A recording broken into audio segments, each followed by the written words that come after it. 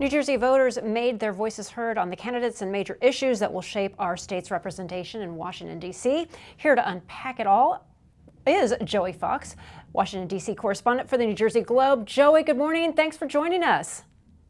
Good morning, Laura. It's been quite the 24 hours. It really has. All right, so let's take a broad view of New Jersey's congressional races. I guess I'm going to jump right to it. What really stood out? Let me ask you, what do you think really stood out? I mean, I think that there are two races that stood out to me. One of them was the race that everyone expected to stand out, which was the 7th congressional district between Tom Kean Jr. and Sue Altman. That was seen as sort of the marquee race of New Jersey's election night. Kean flipped the seat from Democrats in 2022. Altman was trying to flip it back. There were something like 20 million spent between the two parties in total in the district. It was really, really expensive, really competitive. And then, amid good Republican performances pretty much across the country, Kean ended up winning by something like 7%. I mean, votes are still being counted, but it looks like his victory margin is going to be around 7 percentage points. So not quite a blowout, but definitely not a race where Democrats were just a hair's breadth from winning. This is a really convincing victory for him. And then on the flip side of that, you had the 9th district, which is based around the city of Paterson, where Congressman Bill Pascrell died this summer. He was replaced on the ballot he was replaced as the Democratic nominee, I should say, on the ballot by Nellie Poe, who's a state senator. And Democrats didn't think that they really had to sweat this district. It was a little bit unusually close in 2022, but they largely chalked that up to bad turnout. They thought it would be fine this year. Their Republican nominee, Billy Prempa, raised very little money. It was not seen as anywhere near the top of the playing field. And right now, it is substantially closer than the 7th district.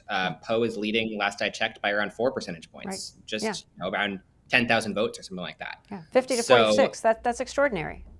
Yeah. So, I mean, it's just Republicans will obviously be very, very happy about the results that they got today, and they should claim credit for them too. But that race, more than anything else, shows me that no one really knew what was coming here. No one really saw this particular wave happening in New Jersey. And obviously, I mean, the statewide results are also surprisingly close. Kamala Harris is only winning the state by 5 points. No one saw that coming. The polls did not reflect that.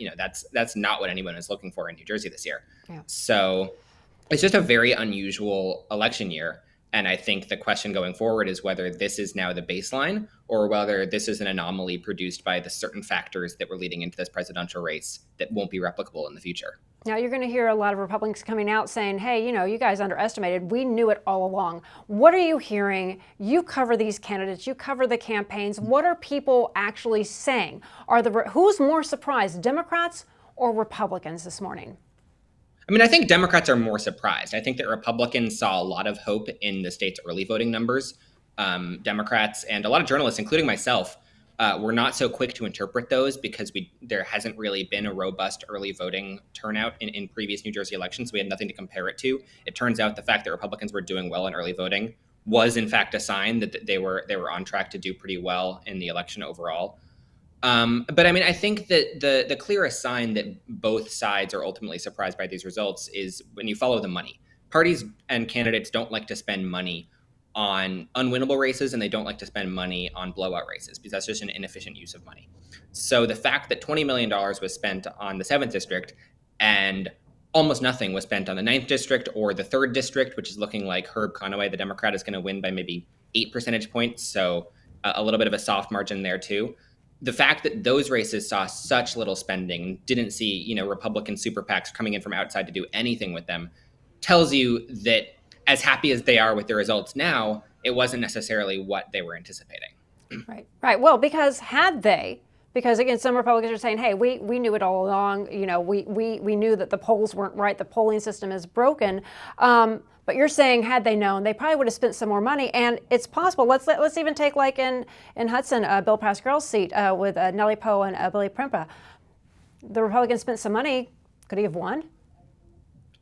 I think it's certainly possible. I think that what we'll have to figure out is, and this will just be my project over the next couple of weeks, is to figure out, how Harris did in each of these congressional districts, where these towns split, how Andy Kim, who won by a not great margin statewide either, although he did better than pretty much any other Democrat running, how they did in all these districts. So we'll sort of have to see what the new baseline, so to speak, for these districts is. But you have to assume that, in a race where Billy Primpa raised, I think, maybe $40,000 for his campaign in total over the course of 2 years, you have to imagine that if he had raised $2 million and another $2 million had come in from outside Republican groups, then this race could have been even closer than it was. Yeah. That's a counterfactual that we'll never fully know because that's just not how this race played out.